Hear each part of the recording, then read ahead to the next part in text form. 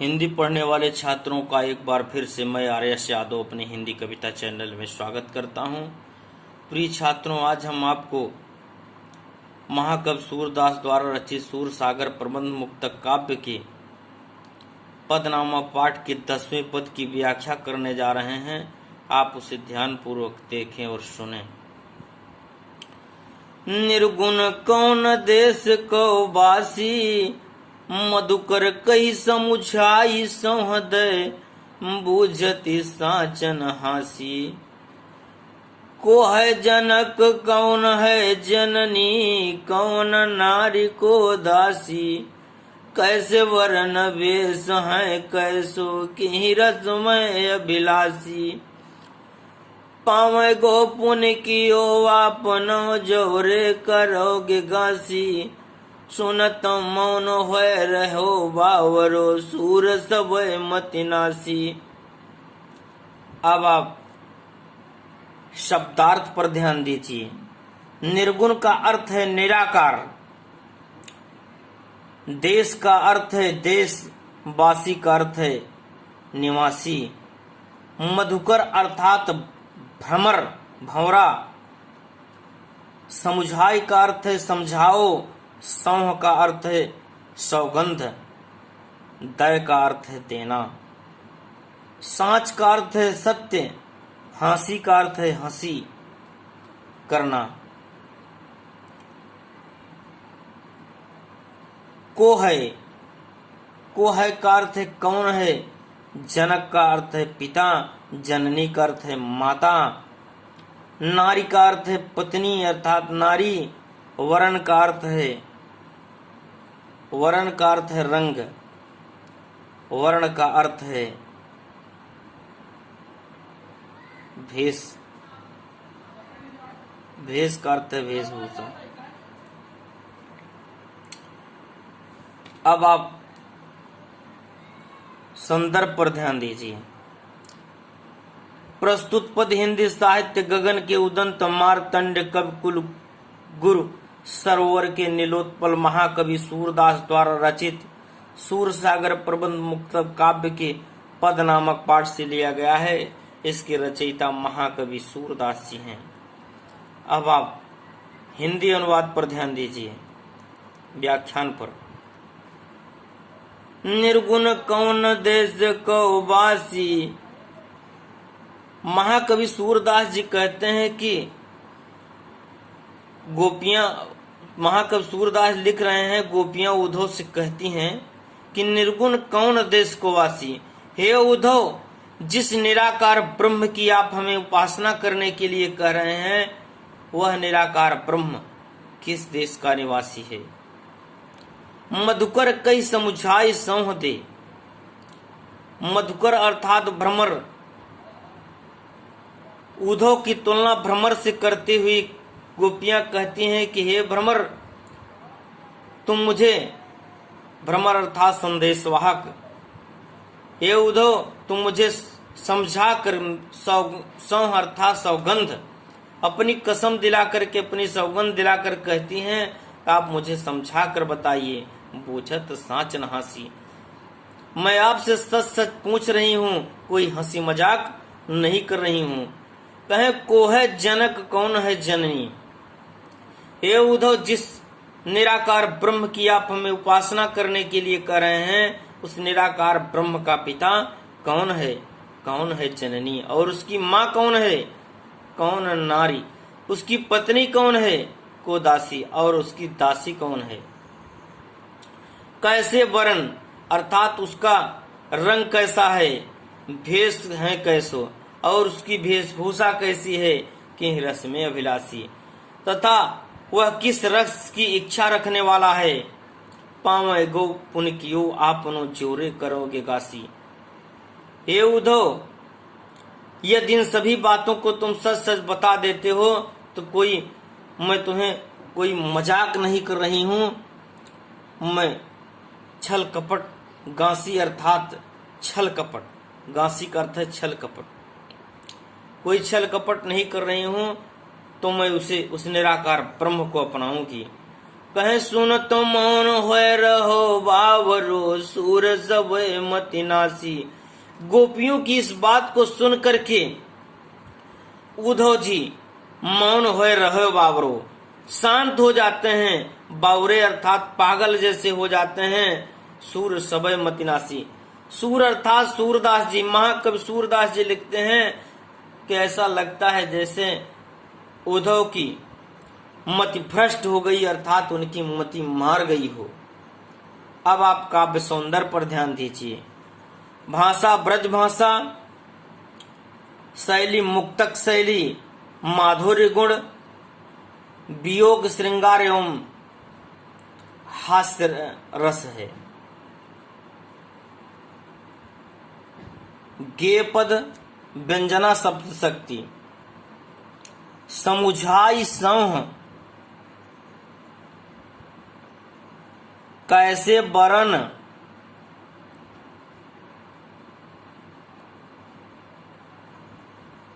और किहि रस पावे गो, पावे गो पुनि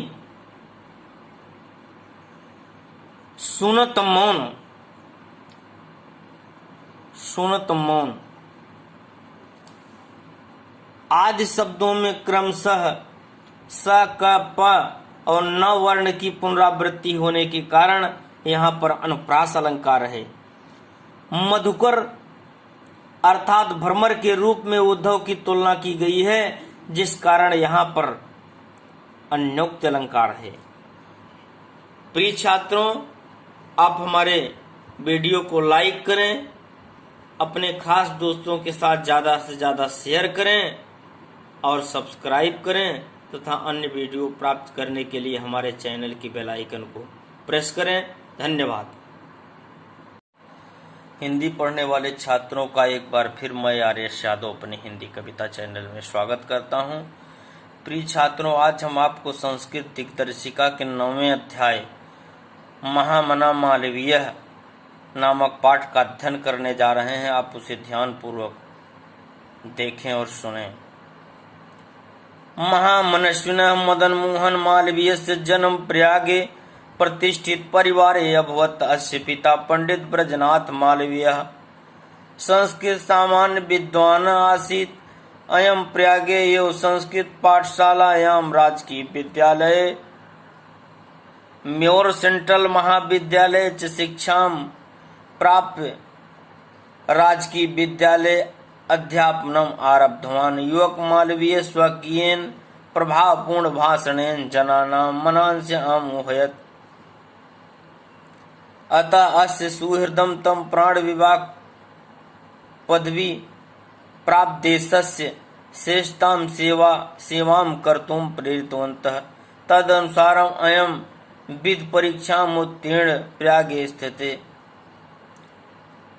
उच्च न्यायालये प्राण विभाग कर्मं कर्तुम् आरब्धत्। विधे प्रकृष्ट ज्ञानेन मधुर आलापेन उदार व्यवहारेण च अयं शीघ्रमेव मित्राणां न्यायाधीनाश्च सम्मान भाजनम् अभवत्।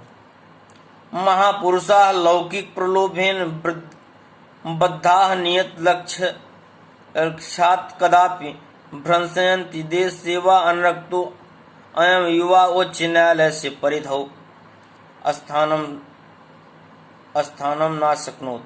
पंडित मोतीलाल नेहरू, लाला लाजपत राय प्रभृतिभिः अन्यैः राष्ट्रनायकैः सह स्वदेशस्य स्वतंत्रता संग्रामे अवतीर्ण देहल्यां 23तमे कांग्रेस अधिवेशने अयम् अध्यक्ष पद अलंकृतवान्। रौलट एक्ट इत्याख्यस्य विरोधस्य ओजस्वी भाषणं श्रुत्वा आंग्लशासकाः भीता जाता। बहुवारं कारागारे निक्षिप्तो अयं वीर देश सेवाव्रतं न त्यजत्। अब आप हिंदी अनुवाद ध्यान दीजिए। महामनस्विनः मदन मोहन मालवीयस्य जन्म प्रयागे प्रतिष्ठित परिवारे अभवत्। महामना मदन मोहन मालवीय का जन्म प्रयाग के एक प्रतिष्ठित परिवार में हुआ। अस्य पिता पंडित ब्रजनाथ मालवीय। इनके पिता पंडित ब्रजनाथ मालवीय संस्कृत सम्मान्य विद्वान आसीत्। इनके पिता पंडित ब्रजनाथ मालवीय संस्कृत के सम्माननीय विद्वान थे। अयम प्रयागेयो संस्कृत पाठशालायाम, ये प्रयाग के संस्कृत पाठशाला राजकीय विद्यालय म्योर सेंट्रल महाविद्यालय में शिक्षा प्राप्त करके वहीं पर राजकीय विद्यालय में अध्यापनम आरब्धवान, राजकीय विद्यालय में अध्यापन का कार्य आरंभ किए। युवक मालवीय स्वकीयेन प्रभावपूर्ण भाषणेन जनानां मनान् सम्मोहयत्। युवक मालवीय ने अपने प्रभावपूर्ण भाषण से लोगों के मन को मोह लिया। अतः अस्य सुहृदं तम प्राण विभाग पदवी प्राप्त देशस्य श्रेष्ठतां सेवां कर्तुं प्रेरितवन्तः। अतः लोगों की हार्दिक इच्छा थी कि कानून की पदवी प्राप्त करके, वकालत की पदवी प्राप्त करके देश की सेवा करें। इसलिए लोगों ने इन्हें देश की उच्चतम सेवा करने के लिए प्रेरित किया। तदनुसार अयम विधि परीक्षा में उत्तीर्ण प्रयागस्थ थे। इसके पश्चात ये कानून की परीक्षा उत्तीर्ण करके प्रयाग में स्थित उच्च न्यायालय में वकालत का कार्य आरंभ किए। विधे प्रकृष्ट ज्ञानेन मधुरालापेन उदार व्यवहारेण चायम शीघ्रमेव मित्राणाम न्यायाधीनास्य सम्मान भाजनम अभवत्। कानून में श्रेष्ठ ज्ञान, मधुर बातचीत और उदार व्यवहार के कारण ये शीघ्र ही अपने मित्रों और न्यायाधीशों के सम्मान के पात्र बन गए। महापुरुषा लौकिक प्रलोभेन वनेषु बद्धा नियत लक्ष्यात् कदा भ्रंशयन्ति। महापुरुषों को कोई साधारण सी लालच दे करके उनके निश्चित लक्ष्य से कभी भी विचलित नहीं किया जा सकता। देश सेवानुरक्तो अयम युवा उच्च न्यायालय परिधौ। देश सेवा में लगा हुआ यह युवक उच्च न्यायालय की परिधौ अर्थात सीमा परिध के तक अर्थात सीमा तक स्थानम न सकनोत, उच्च न्यायालय की सीमा के अंदर ही नहीं रह सका। पंडित मोतीलाल नेहरू, लाला लाजपत राय प्रभृति भी। पंडित मोतीलाल नेहरू, लाला लाजपत राय, अन्य राष्ट्र नायक और अन्य राष्ट्र नायकों के सहसुवपदेशस्य साथ ये भी देश के स्वतंत्रता संग्राम में उतर करके देहल्याम त्रयोविंशत में जब दिल्ली में 23वां कांग्रेस का अधिवेशन हुआ, अध्यक्ष पद अलंकृतवान। अध्यक्ष पद को सुशोभित करते हुए रौलट एक्ट अर्थात रौलट एक्ट कानून के इत्याख्यस्य विरोधस्य ओजस्वी भाषणम श्रुत्वा आंग्ल शासका भीता जाता। रौलट एक्ट कानून के विरोध में इनके ओजस्वी भाषण को श्रुत्वा अर्थात सुन करके आंग्ल शासका भीता जाता। अंग्रेजी शासक भयभीत हो गए। बहुबारम कारागारे निष्पतो अयम वीरः देश सेवा व्रतम न त्यजत।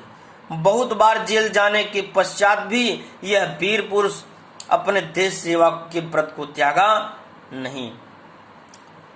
प्रिय छात्रों, इस प्रकार आप हमारे वीडियो को ज्यादा से ज्यादा लाइक करें और अपने खास दोस्तों के साथ शेयर करें, सब्सक्राइब करें। अन्य वीडियो को प्राप्त करने के लिए हमारे चैनल की बेल आइकन को प्रेस करें। धन्यवाद।